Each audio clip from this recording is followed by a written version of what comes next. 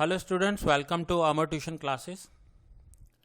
आज हम इकोनॉमिक्स में जो हमारा चैप्टर 11 चल रहा है उसका क्वेश्चन नंबर 6 करेंगे और ये आपका इस चैप्टर का सेकंड लेक्चर है। सो आइए क्वेश्चन स्टार्ट करते हैं। Explain the types of migration.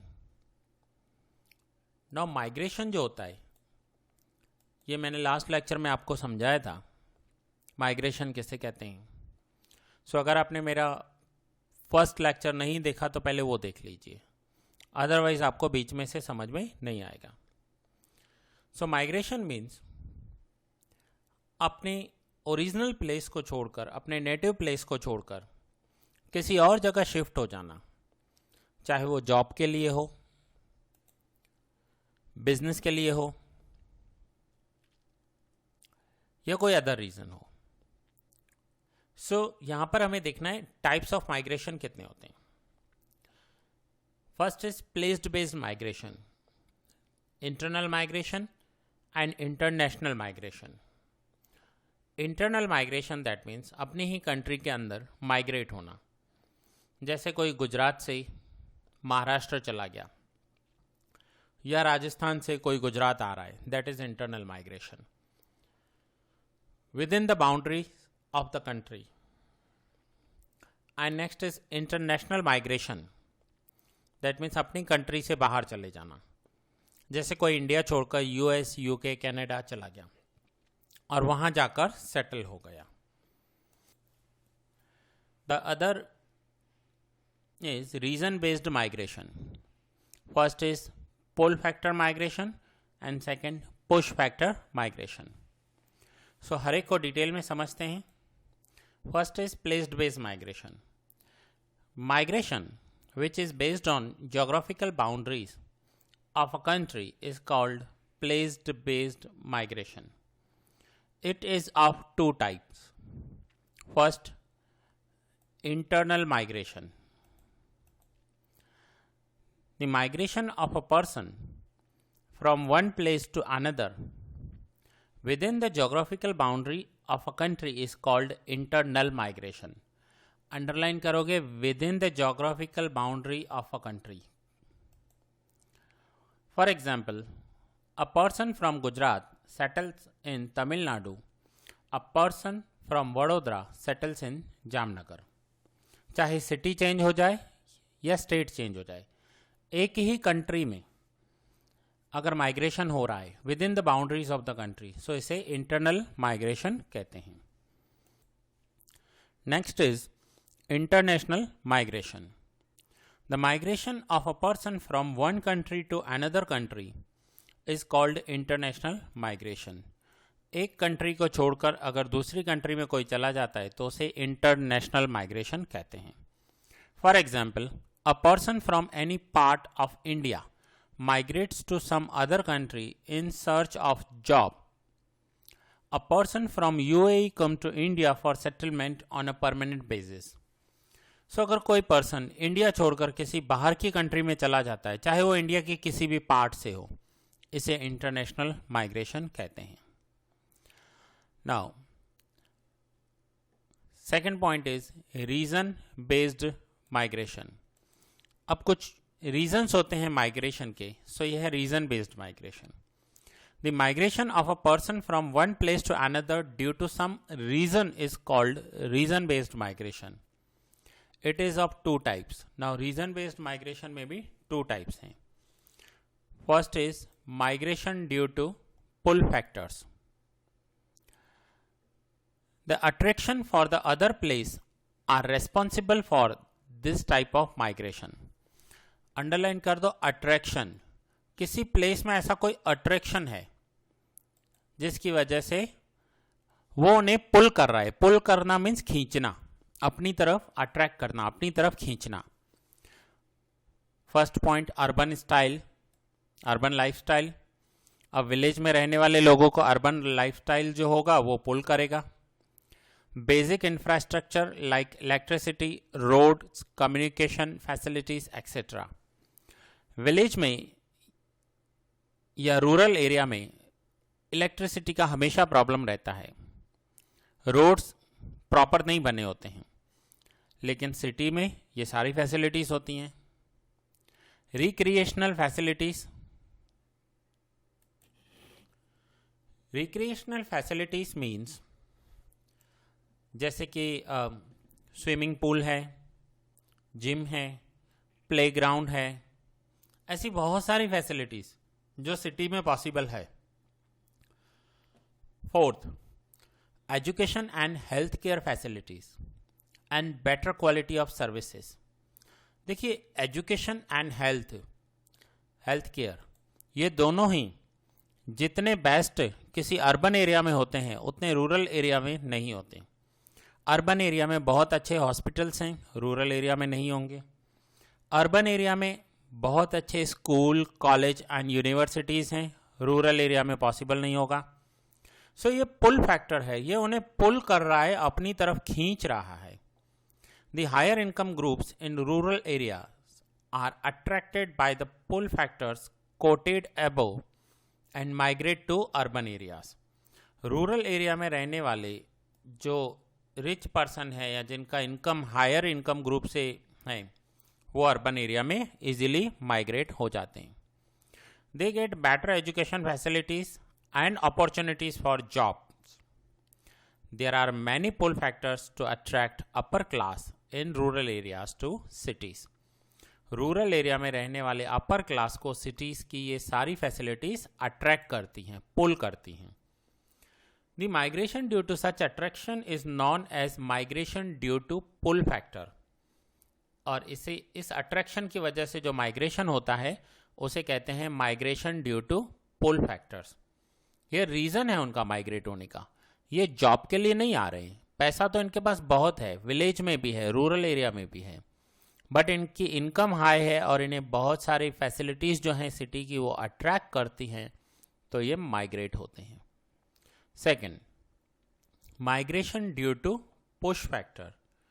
अब यहाँ पर कुछ ऐसे फैक्टर्स होंगे जो उन्हें रूरल में से अर्बन में जाने के लिए पुश कर रहे हैं। So that is migration due to push factors. Push factors include the following. First, limited sources of employment and income in rural areas. Rural areas में limited sources होते हैं employment के या income के, जिसकी वजह से वो ये ऐसे conditions हैं जो उन्हें push करते हैं, मीन्स धक्का मारते हैं सिटी में जाने के लिए, urban areas में migrate होने के लिए. And second is lack of training and skills. उनके पास इतनी स्किल भी नहीं होती कि वो वहाँ रहकर कमा सके। The poor in rural areas are pushed out by the above factors. The people वो migration rarely succeed in getting good jobs और remunerative work. They have to continue their struggle for existence. There is no pull, that is attraction, but only push, that is forced or exit for them. अब वो अपने village को छोड़कर, rural area को छोड़कर city में आ रहे हैं।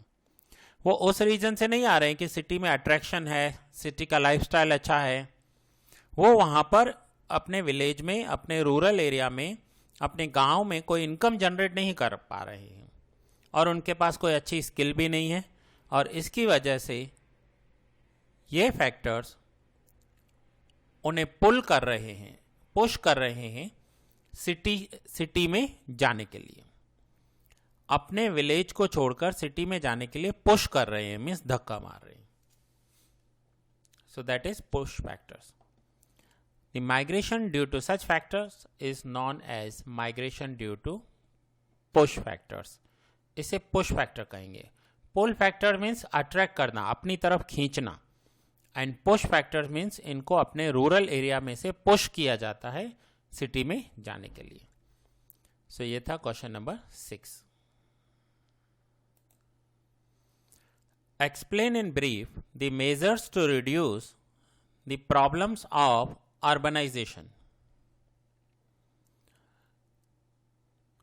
Measures to reduce the problem of urbanization. Urbanisation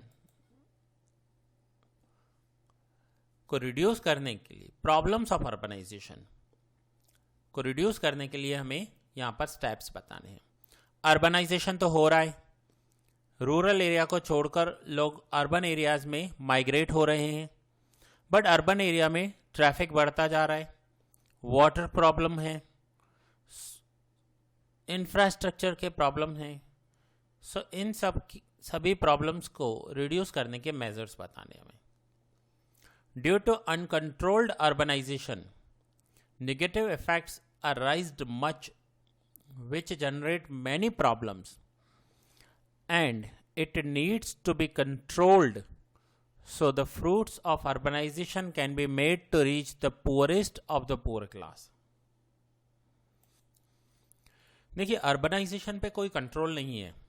कोई अपने रूरल एरिया को छोड़कर, विलेज को छोड़कर सिटी में सेटल हो रहा है तो उसके लिए उसे कोई परमिशन नहीं चाहिए, कोई वीज़ा नहीं चाहिए। सो यहाँ पर अनकंट्रोल्ड अर्बनाइजेशन हो रहा है और ये बहुत सारा प्रॉब्लम जनरेट कर रहा है। The measures to reduce the problems of urbanization are as follows. First, policy related steps to reduce the problems of urbanization. The government of India has taken the following policy related steps. अब government ने कुछ policies related steps जो हैं वो लिए हैं। First, control has been imposed on setting up industries in those cities where the population is more than 10 lakhs।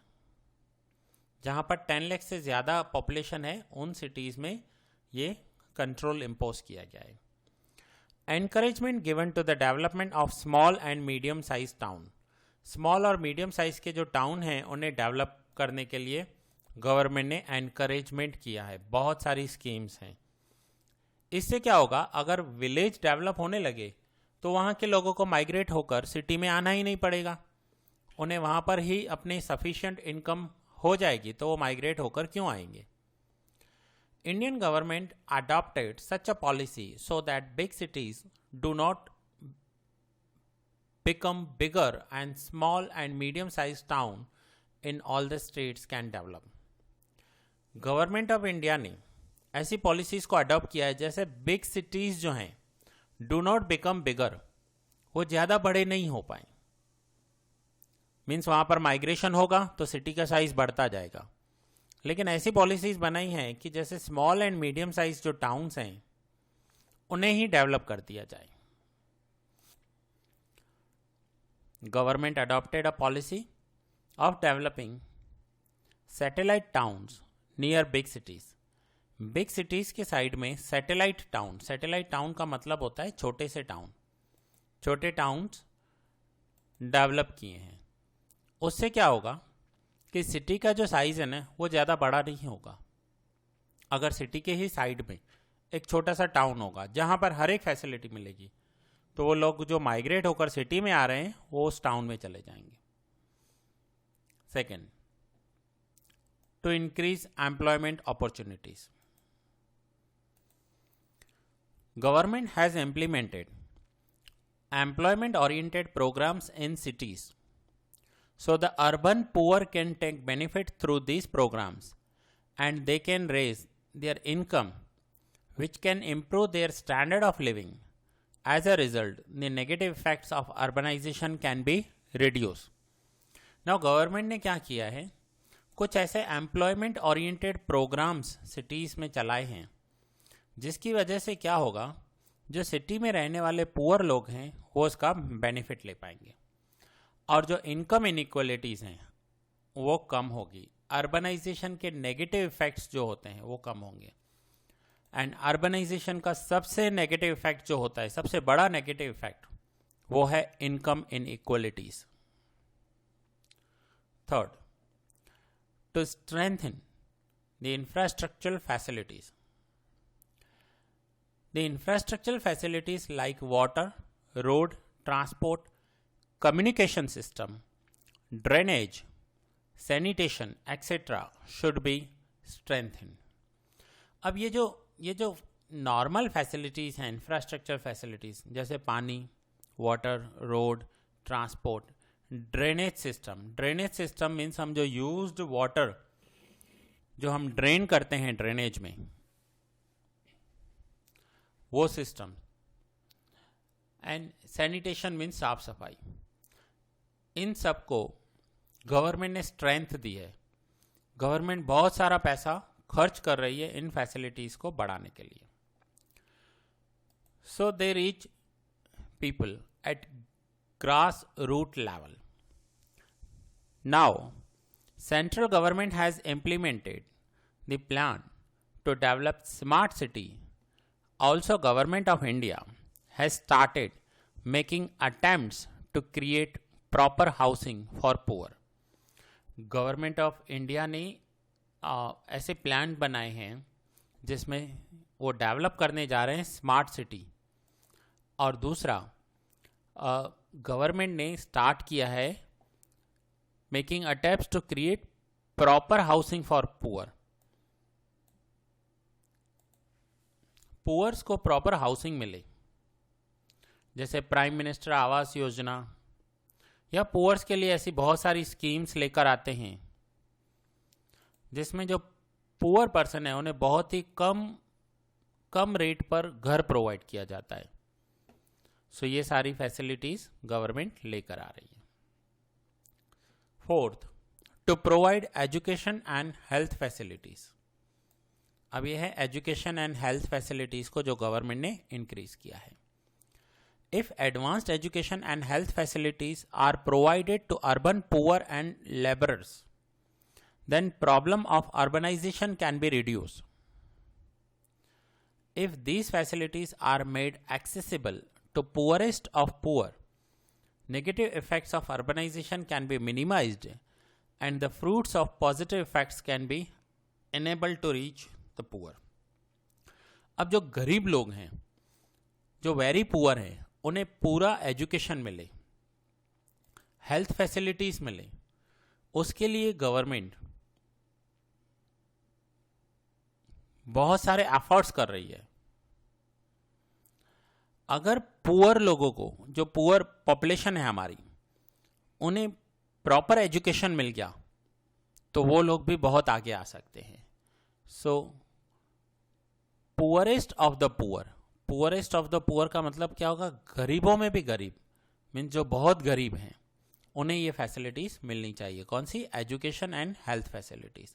Health facilities में hospitals आते हैं, वैक्सीनेशंस आते हैं, मेडिकल फैसिलिटीज आती हैं। फिफ्थ पॉइंट,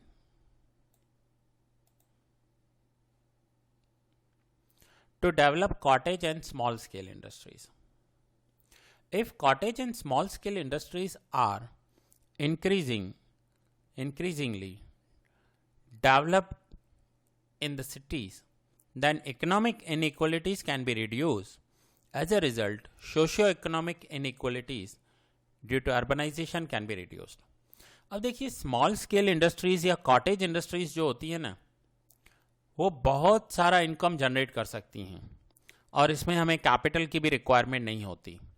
ये ऑलरेडी हम अनएम्प्लॉयमेंट चैप्टर में भी सीख कर आए हैं, पॉवर्टी चैप्टर में भी सीख कर आए हैं, जिसकी वजह से जो इनकम इनइक्वालिटीज हैं वो बहुत ही कम हो जाती है। इकोनॉमिक इनइक्वालिटीज जो हैं वो कम हो जाती है। Sixth, to develop the basic infrastructure facilities in rural areas. अब ये है इंफ्रास्ट्रक्चर फैसिलिटीज रूरल एरिया में डेवलप करनी है। सपोज करो रूरल एरिया में ही अच्छे रोड हैं, वाटर फैसिलिटी है, इलेक्ट्रिसिटी है, तो फिर वो लोग क्यों शिफ्ट होकर अर्बन एरियाज में आएंगे? अपने विलेज में ही उन्हें सब कुछ बहुत अच्छा मिल रहा है, तो उन्हें माइग्रेट होने की ज़रूरत ही नहीं है। If the basic infrastructure facilities like education, transport, communication, roads, electricity, irrigation, etc. are improved and developed in rural areas, then people will not force to migrate to urban areas. This will control the negative effects of urbanization. अब अगर village में ही, rural area में ही उन्हें सब कुछ मिल रहा है, अच्छी एजुकेशन मिल रही है, अच्छी मेडिकल फैसिलिटीज़ मिल रहे हैं, तो वो क्यों माइग्रेट होकर अर्बन एरिया में आएंगे?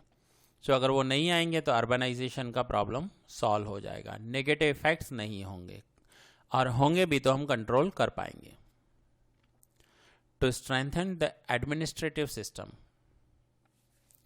Due to urbanization law and order problems are created in cities and administrative system become poor।